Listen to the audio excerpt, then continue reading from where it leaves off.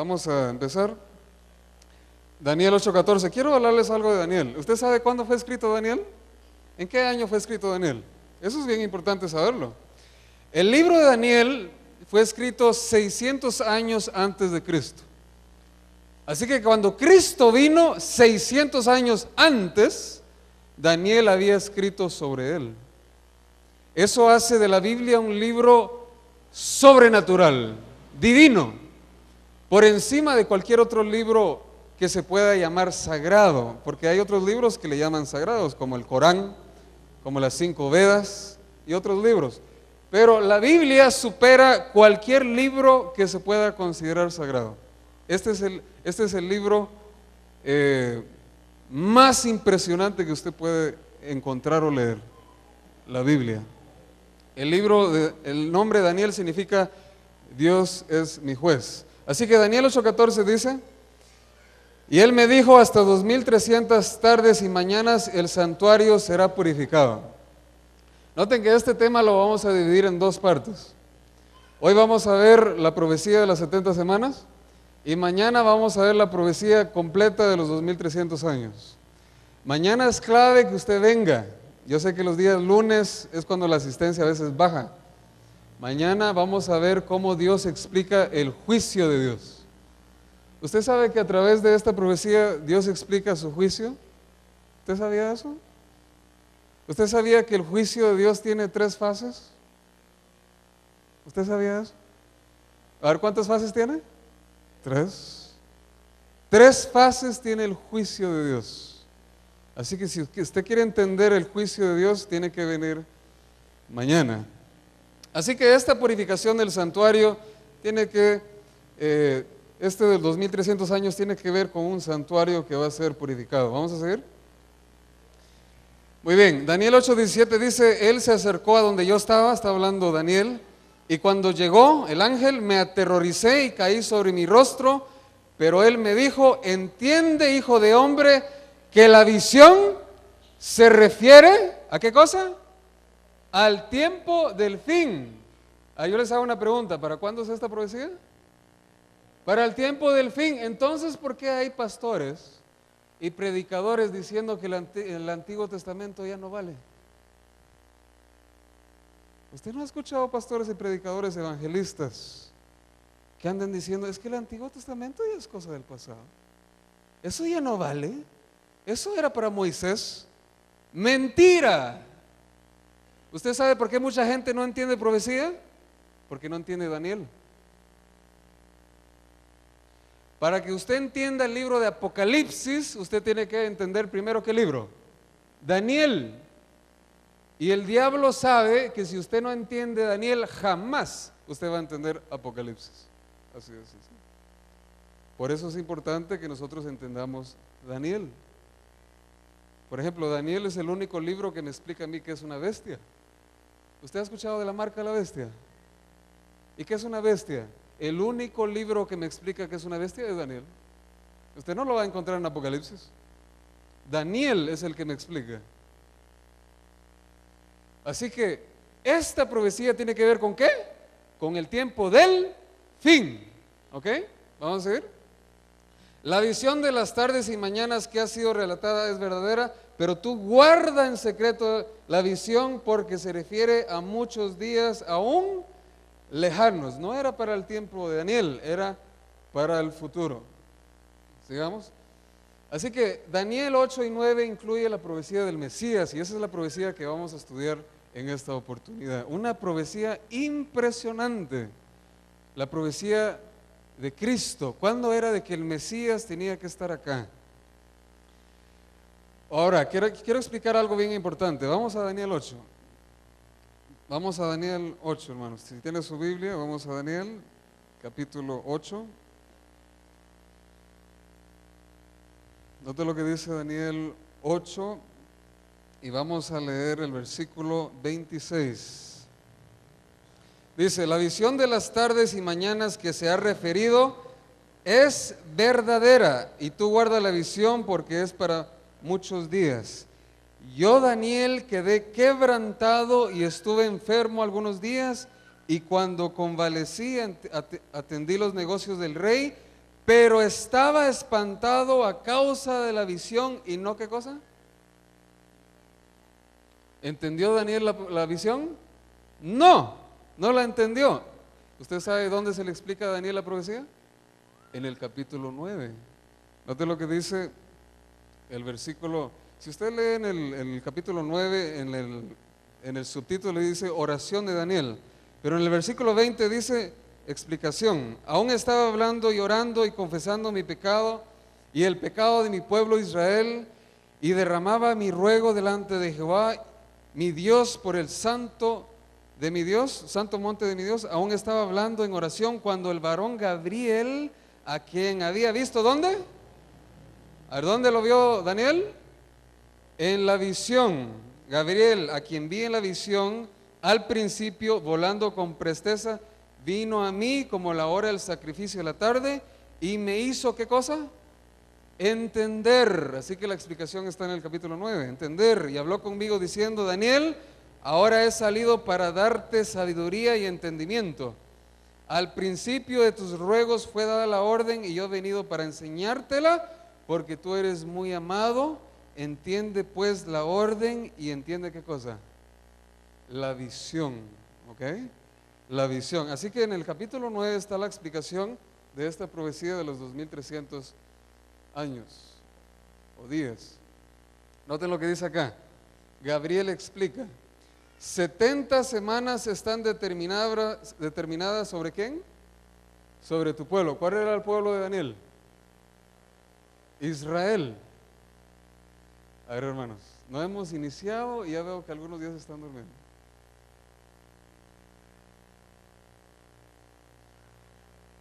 Miren, el diablo va a hacer cualquier cosa para que usted no entienda esto.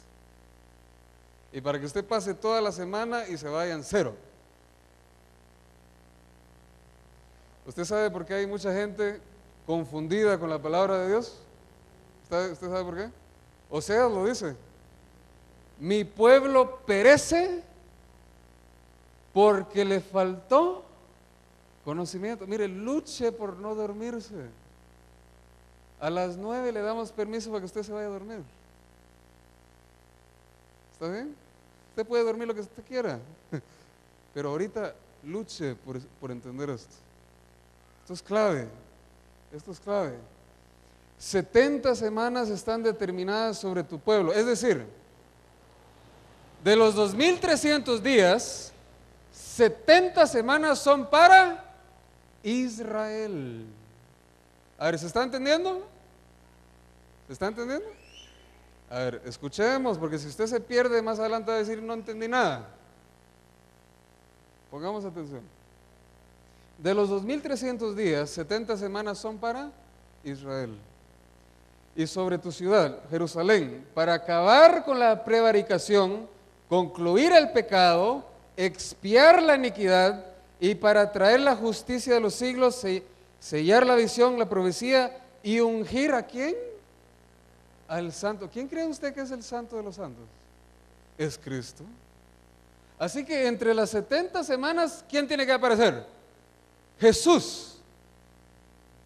Entonces dice de que la Biblia está diciendo que en la profecía de las 70 semanas aparece ¿quién? El santo de los santos. ¿Y quién es él? ¿Quién es él? Jesucristo. Ahora vamos a seguir. Quiero explicarles algo bien importante en profecía. En profecía, un día es igual a ¿qué cosa? Un año. Y si yo tengo una semana, ¿cuántos días serían? 7 días, porque una semana tiene 7 días. Pero si estamos hablando de días proféticos, entonces 7 días serían 7 años.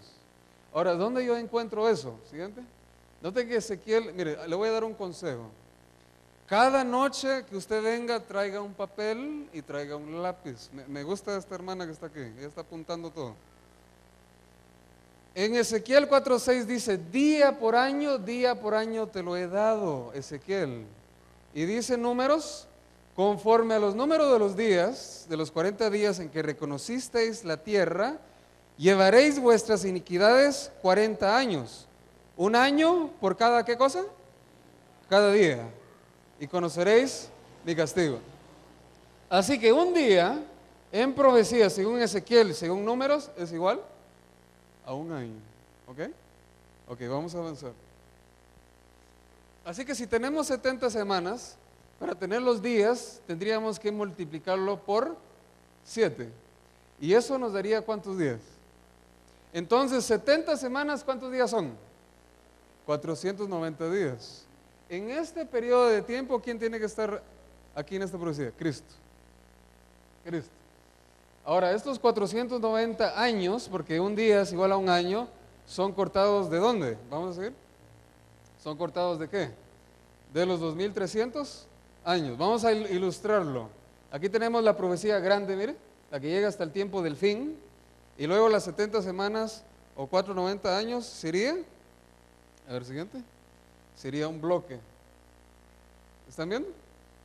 Tenemos una profecía larga de 2300 días.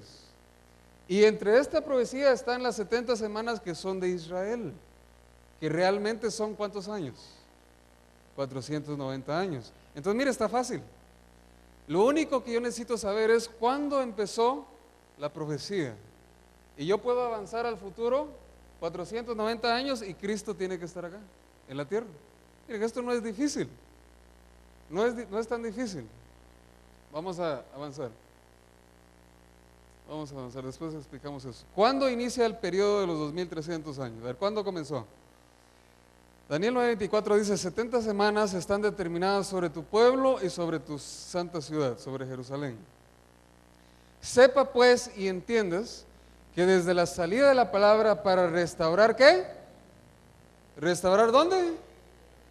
Y edificar a Jerusalén hasta el Mesías, príncipe, ¿habrán qué?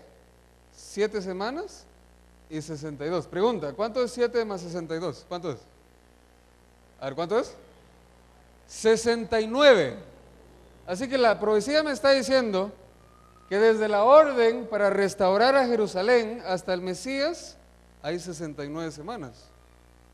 O sea que ni siquiera se cumplen las 70, es un poquito antes de que Cristo aparece. ¿Vamos a seguir? Ahora, ¿dónde se encuentra la orden para restaurar a Jerusalén? Noten que en la Biblia aparecen 3 órdenes. Está la orden de Ciro, está la orden de Darío y está la orden de Artajerjes. Ahora, ¿cuál fue la correcta? Porque hay 3 órdenes de restaurar.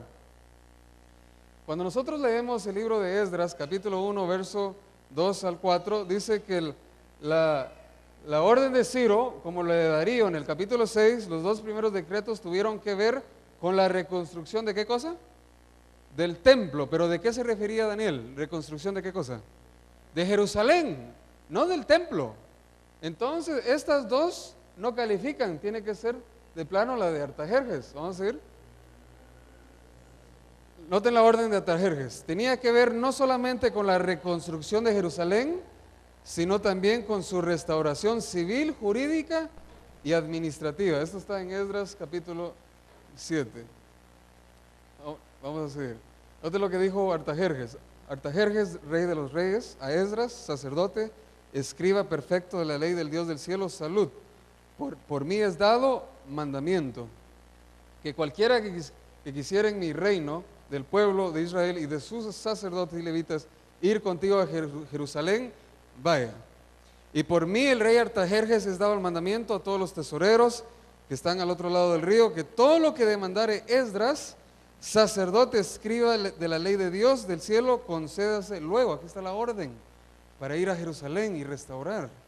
Noten que Esdras era parte de esta orden que dio el rey Artajerjes. Así que tenemos la profecía larga, ¿verdad? Los 2300, tenemos los 490 años, entonces estamos buscando la orden, ¿en qué año fue dada? Noten que esta profecía se enseña que el año fue dado en el 457 antes de Cristo. Escuchen, la Biblia no dice eso. ¿Cómo le puede comprobar usted a alguien que es el 457?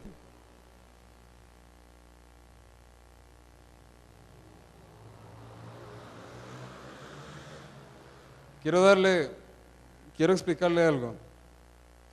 Cuando en la Biblia no dice algo, usted tiene que ir a fuentes extrabíblicas. Yo le voy a dar 3 evidencias de que tiene que ser el año 457. Y yo le voy a demostrar en qué año, de qué rey fue dada esta orden. Vamos a ver las evidencias. Noten el canon de Ptolomeo. En una obra que él escribió, el Almagest, en una obra de Ptolomeo, él fechó los años de los reyes. ¿De dónde eran estos reyes? De la Mesopotamia, basado en un calendario egipcio. Gracias a los datos que agregó sobre los eclipses que ocurrieron en tales o cual año del reinado de tales o cuales reyes, se puede precisar astronómicamente la fecha de esos reyes antiguos. Así que Ptolomeo, él descubrió una manera de ver cuándo vivieron estos reyes. Ahora no tengo otra evidencia. Las tabletas de Ur. ¿Quién ha ido a Tikal? ¿A quién ha ido a Tikal? Usted sabe que cuando uno va allá y uno entra a los templos, uno a veces puede encontrar escrituras mayas. Ellos se encontraron ahí en Ur. A ver, ¿quién recuerda Ur? ¿Quién recuerda este lugar? Ur, en la Biblia. ¿Quién lo recuerda? Ur de los caldeos. Es interesante que en Ur, ¿quién estuvo en Ur? Abraham. Y es interesante que ellos encontraron una tableta en 1930, una tableta que confirmó la muerte ¿de quién? De Jerjes, padre de Artajerjes, como habiendo ocurrido entre octubre y diciembre. ¿De qué año? A ver, ¿cuándo encontraron ahí en esa tableta que murió Jerjes? En el 465. Así que es interesante que la orden fue dada en el año 465. Es interesante que esto está cerca del año 457. Así que vamos a seguir, sigamos con la otra. Los papiros de Elefantina nos confirma que luego de la muerte del padre Jerjes, los judíos contaron un año ascensional de Artajerjes que debía llegar hasta el otoño del año 4, ¿qué? 64, para comenzar a contar los años de su reinado. Es decir, que el hijo Artajerjes, ¿cuándo comenzó él a reinar? En el 464. ¿Y sabe qué nos dice la Biblia? ¿En qué año del rey Artajerjes fue dada la orden? Así que si Artajerjes empezó a reinar en el 464, sería interesante ver cuándo dice la Biblia que la orden fue dada. Vamos todos a Esdras 7:7. Vamos a Esdras. Note lo que dice el libro de Esdras, capítulo 7. Mire, apunte este pasaje, hermano. Este pasaje es clave para mostrar a las personas en qué año fue dada esta orden. Note lo que dice Esdras, capítulo 7, verso 7. Y con él subieron a Jerusalén algunos de los hijos de Israel y de los sacerdotes levitas, cantores, porteros y sirvientes del templo. ¿En qué año? En el año 7 del rey Artajerjes. Pregunta: si este señor subió, empezaron a contar su reino en el 464 y usted avanza 7 años al futuro, ¿en qué año llega? Al 457. ¿Se da cuenta? La historia, la arqueología demuestra que tiene que haber sido en el 457. ¿Está bien? La orden fue dada en el año 7 de Artajerjes. Así que esas son algunas evidencias que yo les quise compartir. Así que si nosotros avanzamos al futuro, esas 69 semanas, llegamos ¿a quién? Al Mesías príncipe. Noten que hay 7 semanas y 62, es decir, 69. ¿Cuántos serían 7 semanas? Serían 49 días, que realmente no son días, son años. Y luego tenemos las 62 semanas, serían 434 días, que realmente son años. Entonces, si yo sumo 49 años a 434, yo voy a tener la fecha cuando Cristo tiene que estar en la tierra. Vamos a demostrar esto aquí con las gráficas. A ver, sigamos. Ok, aquí está, miren. Los 49 años y los 434, cuando usted los suma, nos da 483. Ahora, el punto de partida es el 457, ahí fue cuando se dio la orden. Si yo avanzo al futuro, 483 años, ¿a qué año me lleva? Al 27. Ahora, si usted agarra su calculadora, porque recuerde que todos los años antes de Cristo viene de mayor a menor. Si usted le resta 483 a 457, ¿sabe cuánto le da en su calculadora? 26. Y hay gente que se ha levantado y me ha dicho, no, pero usted está mal. A mi calculadora sale 26 y usted dice que es 27. ¿Sabe cuál es el error? Que la calculadora no sabe que no existió año cero. Entonces está contando un año que no existió. Y si está contando un año que no existió, obviamente se va a quedar un año corto. ¿Estamos? Entonces, si usted le resta 483 al año 457, usted va a llegar al año 27 después de Cristo. Cristo tiene que estar en la tierra en esa fecha. Y algo pasó en esa fecha, eso no es cualquier fecha. Algo pasó.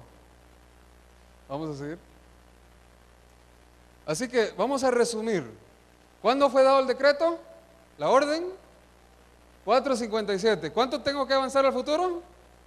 69 semanas, que realmente son 483 años. ¿Y quién tiene que estar aquí en esa fecha? Cristo. ¿A usted no le parece interesante cómo la Biblia me explica a mí cuándo Cristo tenía que estar aquí la primera vez? ¿No le llama la atención? ¿No le parece interesante? A mí me gusta esto, porque esto demuestra, enseña que Dios 600 años antes estaba profetizando cuándo iba a venir Jesucristo a esta tierra. Esta es una profecía impresionante. Eso es algo espectacular, sigamos. Ahora, ¿qué significa la palabra Mesías? ¿Quién sabe qué significa Mesías? Ungido. ¿Y usted sabe qué pasó en el año 27? ¿Qué pasó con Jesús? Sigamos. Note lo que dice Lucas 3:1. En el año 15 del imperio de Tiberio César, siendo gobernador de Judea Poncio Pilato y Herodes, tetrarca de Galilea, Jesús fue bautizado y orando el cielo se abrió. ¿Y quién descendió sobre Jesús? El Espíritu Santo, sobre él en forma corporal. El año 15 del imperio de Tiberio César era exactamente ¿qué año? El 27 después de Cristo. Jesús fue ungido a tiempo. Note lo que dice Marcos 1:15. Jesús dijo, el tiempo es cumplido y el reino de Dios está cerca. Arrepentidos y creed el Evangelio. Yo le hago una pregunta, ¿por qué predicaba Jesús el tiempo es cumplido? Así es, pero ¿de qué tiempo está hablando? De Daniel, específicamente ¿de qué? De las 69 semanas.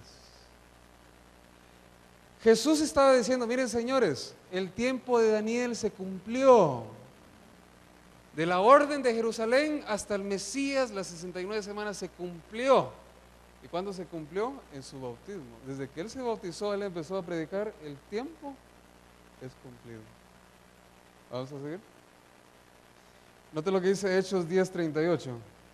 Dios ungió a Jesús de Nazaret ¿con qué?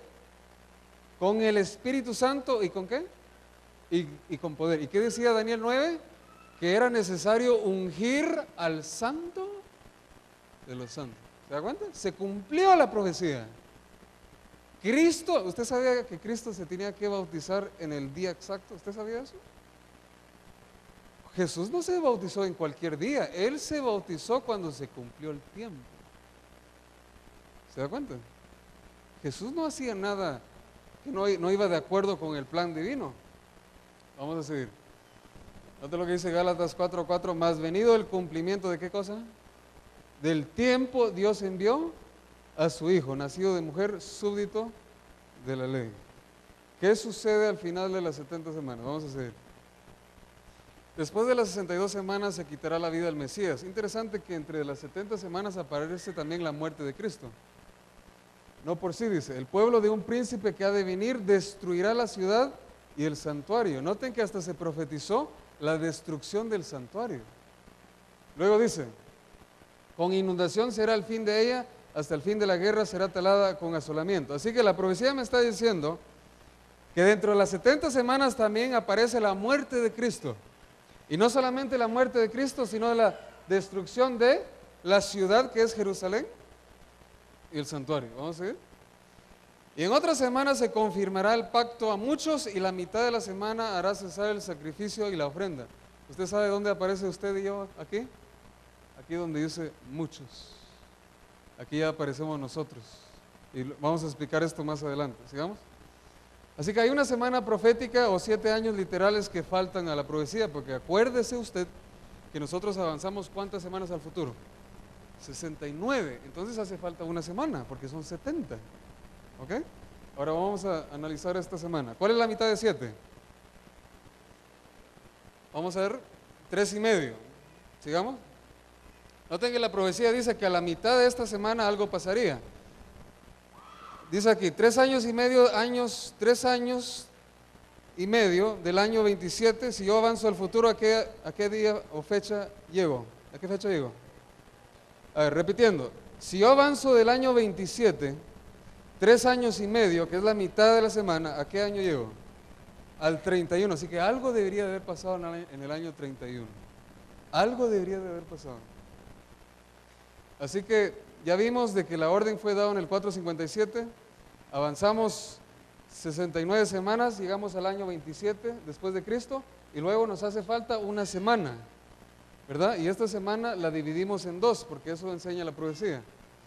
Ahora, la profecía dice que se hizo cesar el sacrificio. A ver, leámoslo, que tal vez algunos de ustedes están perdidos. Note lo que dice Daniel 9. Vamos al libro de Daniel. Vamos al libro de Daniel. Note lo que dice el capítulo 9. Vamos a leer el versículo 26.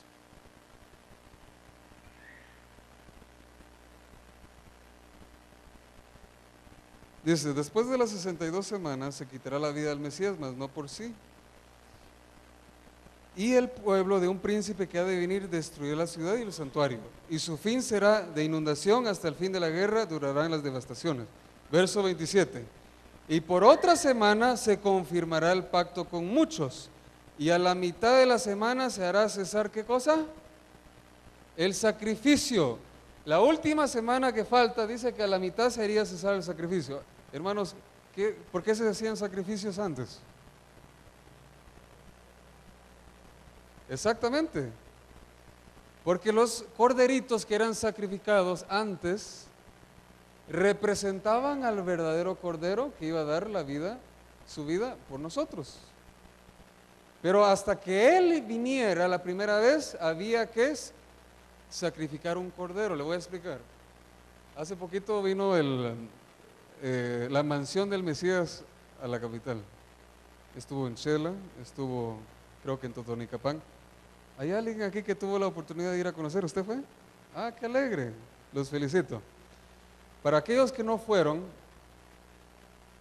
a Guatemala vino la mansión del Mesías, que era el santuario que Moisés construyó en el nombre del Señor con el tamaño real que tenía el tiempo de Moisés.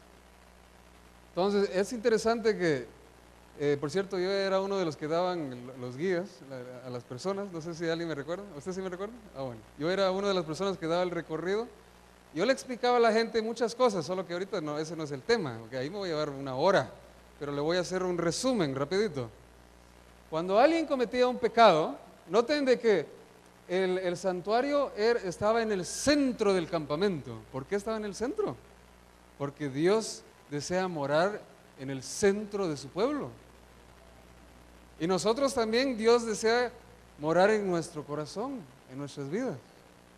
Entonces Él dice, yo voy a morar en el centro de mi pueblo. Van a haber 3 tribus acá, 3 aquí, etcétera, en los 4 puntos, 12 tribus. Cuando alguien cometía un pecado, él tenía que traer un corderito, ¿verdad? Entonces este corderito él lo traía. Cuando la persona traía el corderito, la gente de afuera ya sabía, ah, mira, fulano de tal pecó porque lleva el corderito al santuario.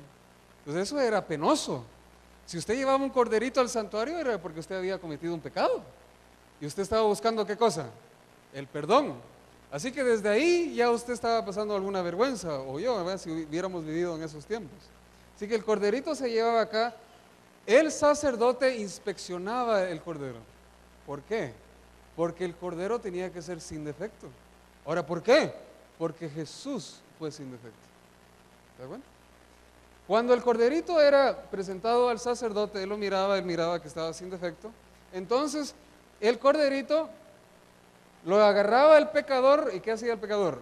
Agarraba su mano y él ponía su mano sobre la cabecita del cordero. ¿Por qué? Porque la Biblia dice que la paga del pecado es muerte. Entonces, si usted o yo pecamos, ¿qué merecemos? ¿Cuál es la paga? La muerte. Pero Dios proveyó una manera en que usted y yo podemos ser salvos. Pero en ese entonces, la manera de conseguir el perdón era de que alguien más tenía que morir. Entonces el pecador ponía su mano sobre la cabeza del cordero y simbólicamente los pecados eran transferidos. ¿A quién? Al cordero. Luego el sacerdote le daba a él un cuchillo. Y este pecador tenía que degollar al cordero y también tenía que abrirle el vientre porque la grasa de los intestinos iba a ser quemado aquí. La grasa representa el pecado que quiere absorber nuestras vidas y solamente el fuego del Espíritu Santo nos puede purificar. Y esa grasa era colocada en el altar del holocausto. Y luego era sacrificado el cordero. Ahora yo quiero que usted se imagine esto. ¿Cuántos tienen mascotas aquí? Perritos, gatos, ¿cuántos tienen? Hay gente que dice, ¿y cómo Dios permitía que mataran a tantos corderitos? ¿Cómo un Dios de amor podía permitir eso? Y déjeme explicarle a usted. ¿Por qué es de que Dios permitió este asunto de sacrificios? ¿Por qué? Digamos que usted tiene una mascota, ¿usted no quiere a sus mascotas? ¿Usted no es de las personas que agarra un gatito, lo abraza o el perrito y lo acaricia? ¿No es así? Pues mire, esta gente, cuando ellos tenían corderitos, habían personas que hasta le daban alimento en su boca como si fueran bebés, los querían mucho. Entonces se imagina el pecador que él tenía sus corderos en casa y él tenía que agarrar uno de ellos y tener que llevarlo a este lugar para ser sacrificado. Y cuando él iba a este lugar, él sabía que él no iba a volver. Él sabía que él no iba a volver. ¿Y por qué no iba a volver? Porque él había pecado y alguien tenía que morir. Entonces cuando él le ponía la mano al corderito, él estaba pensando esto: este corderito va a morir por mi culpa, es por culpa mía. Y él ponía la mano sobre él y era simbólicamente transferido. Usted se imagina cuando él tenía que agarrar el cuchillo. Él tenía que mirarlo a los ojos. Él lo vio crecer, él lo vio con su mamá beber leche, jugar ahí con sus otros corderos, y ahora él tenía el cuchillo y estaba a punto de matarlo. Él tenía que mirar a los ojos. Y después de que lo degollaba, él tenía que mirar cómo desangraba, cómo moría. Hace unos años atrás, mi mamá, cuando se murió, nosotros teníamos perritos pequeños. Ella se puso a llorar. Mi perrita, mi perrita. Este rito debía producir en usted y en mí dolor por lo que hemos hecho. Por mi culpa, este corderito inocente está muriendo. Y hay gente que me dice a mí, ¿cómo Dios permitió eso? Eso es injusto. No, ¿sabe qué era injusto? Que Cristo viniera y muriera por nosotros. Nosotros no merecíamos eso. Eso era más injusto. El Dios eterno, el Rey del cielo, Él dejó las cortes para venir y morir por nosotros. Amén. Yo por eso sirvo a Dios, porque Él me ama tanto. Él nos amó tanto a nosotros que Él no quería que nosotros, ¿qué cosa? Nos perdiéramos, sino que ¿qué? Que tuviéramos vida eterna. Así que cuando Él terminaba de sacrificar el cordero, Él regresaba a casa. ¿Y cómo regresaba Él? Triste, Él miraba a los corderitos que se quedaron, pero él sabía que había uno que ya no estaba ahí. Y ese ya no estaba ahí, ¿por qué? ¿Por culpa de él o por culpa de ella? Ahora yo le pregunto a usted, ¿usted cree que eso, todo eso que él pasó ahí, eso lo motivó a él a seguir pecando? Él dijo, un corderito de mi casa acaba de morir por mi culpa. Yo no quiero ver a otro morir. Y eso era algo doloroso. ¿Qué fue lo que hizo Cristo para que terminara estos sacrificios? Él vino a morir, porque cada uno de estos corderitos representaba al verdadero cordero que quita el pecado del mundo. Ahora, aquí hay una gran enseñanza. Esto se llama la ley ceremonial. Hay mucha gente que cree que en la Biblia hay una ley. Si usted creía que en la Biblia hay una ley, usted está completamente equivocado. Usted tiene que leer el libro del Éxodo, Levíticos, Números, Deuteronomio, hay muchas leyes. Leyes de esclavos, leyes para con la gente de los sacerdotes, leyes humanitarias, leyes ceremoniales, como este caso. Hay gente que dice, no, pero la ley ya pasó y no sabe ni de qué ley está hablando. Yo le pregunto a la gente, a ver, ¿de qué ley me está hablando usted? La ley de Moisés, dicen ellos. Ah, pero usted sabe que hay una ley de Moisés y una ley de Dios. ¿Usted sabía eso? Hay gente que confunde la ley de Moisés con la ley de Dios. Nosotros tenemos que saber explicarle a la gente cuál es la ley que quedó allá con Cristo. La ley de Dios dice hoy, no robarás, no cometerás adulterio. ¿Sigue siendo eso malo hoy en día? Entonces, ¿cómo hay gente que dice que eso ya no vale? Mire, yo vengo de la capital. Allá abunda el robo, abunda el adulterio, abunda muchas cosas. Si la gente obedeciera la ley de Dios, no solamente en la capital, Jalapa, y otros lugares de Guatemala y el mundo, sería mucho mejor. Pero tristemente hoy día no se sabe ni siquiera distinguir entre las leyes que enseña la Biblia. Esta es la ley ceremonial. Esto terminó con Cristo, pero no la ley de Dios. Son dos cosas distintas. ¿Ok? Vamos a seguir. Así que Cristo, cuando Él vino, Él hizo que terminara en la cruz los sacrificios de corderos, porque es Él el que realmente nos salva a nosotros. Después de las 62 semanas se quitará la vida al Mesías, mas no por sí. ¿Sigamos? Así que Cristo murió en la cruz y Jesús fue crucificado. ¿Sabe cuándo fue crucificado Jesús? A ver, ¿cuándo fue crucificado Jesús? ¿En qué año? ¿En qué año? En el año 31. ¿Sabe cuánto duró su ministerio? 3 años. 3 años. Muchas veces Jesús decía, yo no voy a subir acá o subir acá, porque mi tiempo, ¿qué? No ha llegado. ¿A qué tiempo se refería Él? Él tenía que morir a una hora exacta. Tanto su bautismo como su muerte tenían que ser en el momento exacto. ¿Qué estamos aprendiendo hoy? Que las profecías son exactas. Y nosotros podemos confiar en las profecías bíblicas porque Dios lo anuncia mucho tiempo antes y se cumple con exactitud. ¿Sigamos? Muy bien, así que a la mitad de la semana se quita la vida al Mesías. Cristo hace cesar el sacrificio. ¿Sigamos? Sigamos. A la mitad de la semana Cristo había de cesar el sacrificio, ya lo explicamos. Eso fue, Cristo murió al día 14 del primer mes judío en el año 31 después de Cristo. Las predicciones se cumplieron. Así que Cristo murió en la cruz. Entonces el velo del templo se rasgó en dos, de arriba para abajo. ¿Usted sabe por qué se rasgó el velo?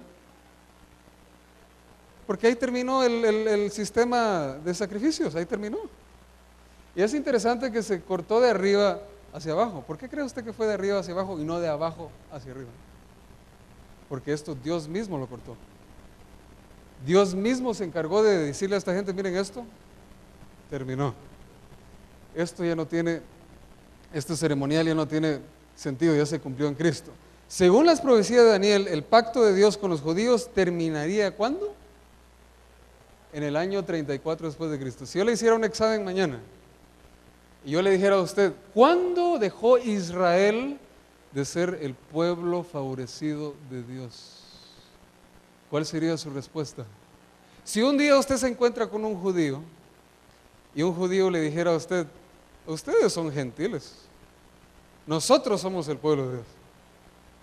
Usted le puede contestar, pero a mí Daniel, capítulo 8 y 9 me enseña que el pueblo de Israel, el pueblo favorecido de Dios, dejó de ser ese pueblo favorecido en el año 34, cuando terminaron las 70 semanas. Porque cuando yo avanzo al futuro, 70 semanas, que son 490 años, yo llego al año 34. ¿Qué sucedió en el año 34? Sigamos. Noten que un poquito antes, regresemos, un poquito antes del año 34, Cristo hizo una entrada triunfal. Y cuando Él entró, al final de la entrada, Él se puso triste. La Biblia registra unos pasajes que tienen que ver con la tristeza que tuvo Jesús. Por ejemplo, Oseas dice, y con todo eso guiaba al mismo Efraín, tomándolo en sus brazos, y no conocieron que yo los cuidaba. ¿Conocieron que Cristo vino a salvarlos? No, ellos no conocieron eso. Sigamos. Oseas 11:8. ¿Cómo tengo de dejarte, oh Efraín? ¿He de entregarte yo, Israel? Dios nunca quiso que Israel dejara de ser el pueblo del Señor, pero note lo que dice Lucas. Y como llegó cerca viendo la ciudad, lloró sobre Jerusalén, sobre ella, diciendo, oh si también tú conocieses a lo menos en este tu día lo que toca a tu paz, mas ahora está encubierto tus ojos. Porque vendrán días sobre ti que tus enemigos te cercarán con baluarte y te pondrán cerco y de todas partes te pondrán en estrecho y te derribarán en tierra y a tus hijos dentro de ti y no dejarán sobre ti piedra sobre piedra por cuanto no conociste, ¿qué cosa? ¿Qué no conocieron ellos? El tiempo. ¿Qué tiempo? El tiempo de Daniel. Tristemente el pueblo de Israel no entendió cuando vino Jesús porque no entendieron el tiempo de Daniel. Tristemente, y hoy lo estamos estudiando. Así que el tiempo, las 70 semanas, llegan hasta el año 34 después de Cristo. Ahí se cumplen los 490 años que son las 70 semanas. Según las profecías de Daniel, el pacto de Dios con los judíos terminó en el año 34. Ahora, ¿qué sucedió aquí? Aquí sucedieron varias cosas. Noten que cuando Cristo fue crucificado en la cruz, el pueblo de Israel no dejó de ser pueblo todavía. Dios tuvo misericordia todavía. Dios tuvo misericordia. Y resulta que Él les dio 3 años más. Aquí les quiero contar una parábola que Jesús contó, explicando esto. Él dijo que en una oportunidad había un mayordomo, un dueño de una viña. Este dueño de la viña dice que él mandó trabajadores para que trabajaran su viña. Y dice que llegó el tiempo de la cosecha, de ir a recoger la cosecha. Él envió mensajeros para ir a recoger lo que se había trabajado en esa viña. Pregunta, ¿qué hicieron con los mensajeros? Los mataron. El dueño de la viña se puso molesto, dijo, ¿cómo mataron a mis mensajeros? Si yo soy el que les dio trabajo. Entonces a él se le ocurre una idea. Él dice, bueno, si mataron a mis mensajeros, yo voy a enviar a mi hijo. Entonces viene el dueño de la viña y envía al hijo. Cuando los trabajadores de la viña ven que viene el hijo del dueño, ¿qué dicen? Ahí viene el heredero, ahí viene el futuro dueño de la viña. Agarrémoslo y matémoslo y quedémonos nosotros. Jesús les pregunta, ¿qué merecen estos hombres, estos trabajadores que mataron a los mensajeros, que mataron al hijo? ¿Qué merecen? ¿Qué respondieron los fariseos? Merecen la muerte. Los fariseos solitos pronunciaron su condenación. Su condenación. Bien dice la Biblia que con la medida que una persona mida a otra, con esa misma medida va a ser medido. Mire, yo le doy un consejo a usted. Cuando usted vea que alguien está fallando, tenga misericordia, porque no sea que usted caiga. Y con esa medida dura con la que usted trata a la gente, no sea que con esa misma medida dura lo traten a usted. A eso le pasó a David. ¿Usted sabe que a David le pasó eso? A él le contaron una historia y le dijeron a él: ¿y tú qué dices de esta historia? Ese merece la muerte y merece pagar 4 veces. ¿Sabe qué le dijo el profeta? Pues tú eres ese señor y tú vas a pagar eso. Ellos mataron a los mensajeros. ¿Quiénes eran los mensajeros? Los profetas. ¿Y quién era el hijo? Jesús. Y aun cuando mataron al hijo, Jesús dice: yo les voy a dar unos años más de misericordia. ¿No cree usted que Dios tiene mucha misericordia? Él dice: yo le voy a dar a esta gente 3 años más. Pero en esta fecha aparece alguien que se llama Esteban. Y en Hechos capítulo 7 dice que Esteban, lleno del Espíritu Santo y predicando a Cristo, ¿qué hicieron con Esteban? Lo apedrearon. ¿Y qué estaban haciendo con eso? ¿Qué estaban diciendo? Nosotros no aceptamos al Hijo y a ningún mensajero del Hijo. Y volvieron a crucificar a Cristo, a matar a Cristo en la persona de Esteban. Así que volvieron a rechazar a Jesucristo. Y ahí cuando apedrean a Esteban, ¿qué es lo que sucede? Ahí aparece un personaje bien importante. Saulo de Tarso. ¿Usted sabe quién fue uno de los que dio el voto para que mataran a este señor? ¿Usted sabe quién fue? Dijeron aquí: bueno, vamos a reunir la junta y vamos a votar para matar a Esteban. ¿Cuántos votan? Y Saulo era uno de los que decía: yo estoy a favor. ¿Qué le parece? Cuando Esteban esté en el cielo, porque él va a ir al cielo, él va a encontrar a Pablo y él va a decir: ¿y cómo es que este está acá? Si la última vez que yo tenía conciencia, él estaba dando el voto para que me apedrearan. Mañana vamos a explicar el juicio. Por eso que usted tiene que venir. ¿El juicio tiene cuántas fases? 3. Y mañana vamos a explicar cómo es de que Dios va a realizar el juicio ante este mundo. Muy bien.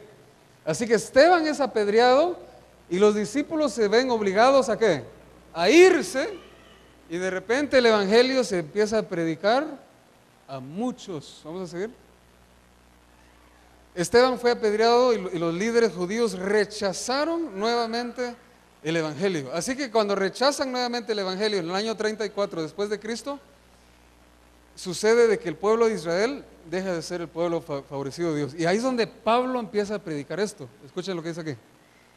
Gálatas 3:29. Si vosotros sois de Cristo, ciertamente la simiente de Abraham sois, y conforme a la promesa de los herederos. Vamos a Gálatas. Vamos al libro de los Gálatas. Quiero mostrarles algo, capítulo 3. Noten lo que dice Gálatas 3:26. Si alguien le dijera a usted: no, solamente los judíos son el pueblo de Dios, note lo que dice Gálatas 3:29. Note lo que dice. Gálatas 3:29 dice, 3:26.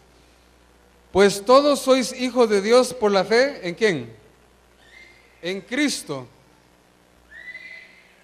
Por la fe en Cristo Jesús. Porque todos los que habéis sido bautizados en Cristo, de Cristo estáis revestidos.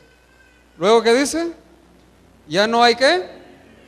Judío ni griego, no hay esclavo ni libre, no hay varón ni mujer, porque todos vosotros sois uno, ¿en qué? En Cristo Jesús.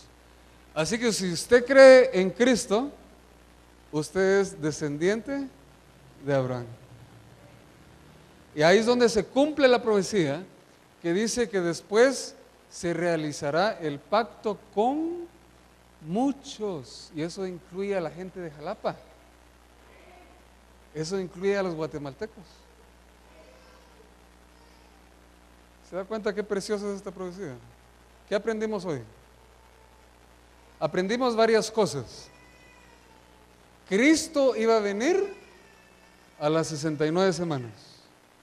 ¿Qué sucedió en las 69 semanas? Él se bautizó. ¿Cómo fue ungido el Santo de los Santos? Con el Espíritu Santo. ¿En qué año? Año 27. ¿Cuánto duró el ministerio de Cristo? 3 años. ¿Cuándo fue muerto? A la mitad de la semana, en el año 31 después de Cristo. ¿Qué pasó con la ley ceremonial? Ahí terminó. ¿Y en qué año fue que el pueblo de Israel dejó de ser el pueblo favorecido de Dios? ¿Cuándo fue? El año 34. Yo tengo noticias para usted. La noticia para usted que le tengo es esta. Si usted entendió esta profecía hoy, usted entendió la profecía más difícil que yo voy a predicar esta semana.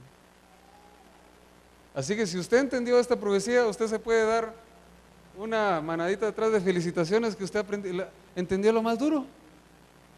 Entendió lo más duro. Y yo le quiero dar unas palabras de ánimo. No se preocupe que a partir de mañana las profecías van a estar más fáciles. Esta es la más dura. Esta es la profecía que la gente se pierde, la gente se queda a medias. Pero si usted entendió esta, gloria a Dios. ¿Vamos a seguir? Así que hoy, si un judío se quiere salvar, ¿qué tiene que hacer? ¿Cuál es el requisito para que se salve un judío? No es de que él hable en hebreo y que él diga que yo soy de la descendencia de Benjamín o de Judá. Eso no es lo que lo salva. ¿Qué es lo que lo salva a él? Cristo. Hoy la condición para ser salvo está en Marcos 16:16. El que creyere, fuere bautizado, ese será salvo. Eso está en el santuario.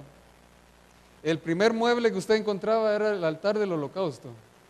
Hay que creer primero en el sacrificio y después encontraba usted el segundo mueble, la fuente o el lavacro. Primero usted cree el altar del holocausto, muerte de Cristo, y después de que usted cree, usted se bautiza en la fuente, el lavacro. Marcos 16:16 está ahí en el santuario. Usted sabía que si usted entiende el santuario, usted entiende todas las creencias. Ahí usted puede sacar todo. El estado de los muertos, hasta la Santa Cena. Usted puede sacar todas las creencias que nosotros practicamos. Ahí. Note lo que dice Juan. Vamos a seguir, la siguiente. Primera de Juan dice, el que tiene al Hijo, tiene la vida. El que no tiene al Hijo de Dios, no tiene la vida. Estas cosas he escrito a vosotros que creéis, ¿en quién?